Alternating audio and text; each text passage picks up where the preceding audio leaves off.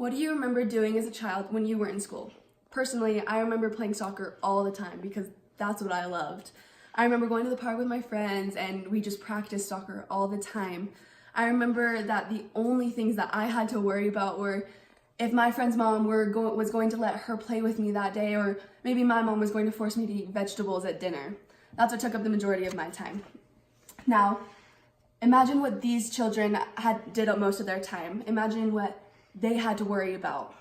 And not much, just their makeup and costumes and hair and getting up in front of the judges and being judged as children, and maybe if they weren't pretty enough to win the prize that their parents wanted them to win.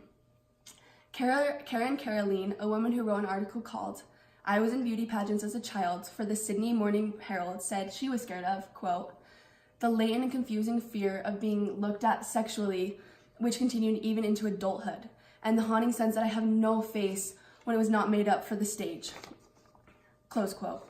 Now think about that, no face.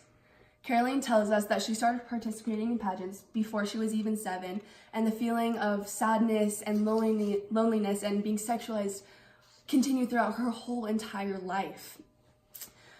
What do I stand for and who am I? At some point in our lives, we've had similar questions, and maybe we don't know the answer right away. Now imagine one day finding that your answer stems from the time that you were standing on stage next to girls your age and you were all dolled up and looking as perfect as you possibly could, and you were waiting for your name to be called so that you could be recognized.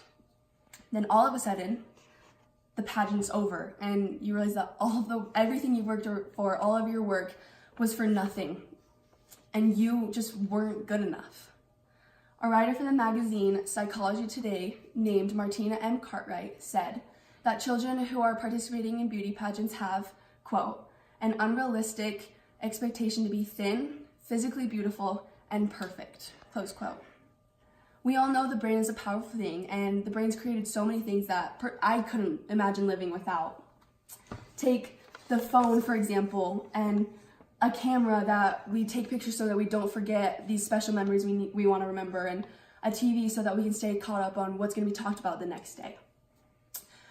We just can't imagine living without this, but this isn't all the brain is for. The brain has a much greater purpose. Brain is the reason that we can hear, see, feel things, and breathe. The brain helps the heart, which is a reason that we're alive. It also takes things that we've learned, and if it believes that we'll use it later in life and that information is important, then it'll keep it and save it. This means that if you've been taught to treat people with respect and kindness, then the brain's going to remember that and continue to do that throughout your life. And remember that trip that you took with your family, and the smell of rain, and that time that you baked cookies with your parents. The brain remembers the good, but that also means that it has to remember the bad. It remembers that time that you failed that class, or the time that you had your first heartbreak, or that argument you got into with your dad, and the time that you lost a soccer game. If your brain is learning and is taking in that what you look like and that winning is all that's important and that's all that matters, then it's going to remember that. Children that participate in these beauty pageants are at a very great risk of psychological and emotional issues. In 2005, the Journal of Treatment of Prevention found that there is, quote, "a significant association between childhood beauty pageant participation and increased body dissatisfaction," close quote. This basically means that if you participated in beauty pageants as a child, you could easily struggle with issues with your body, low self-esteem, just feeling imperfect, and mental disorders like depression. And this isn't something that anyone should have to deal with, especially a child.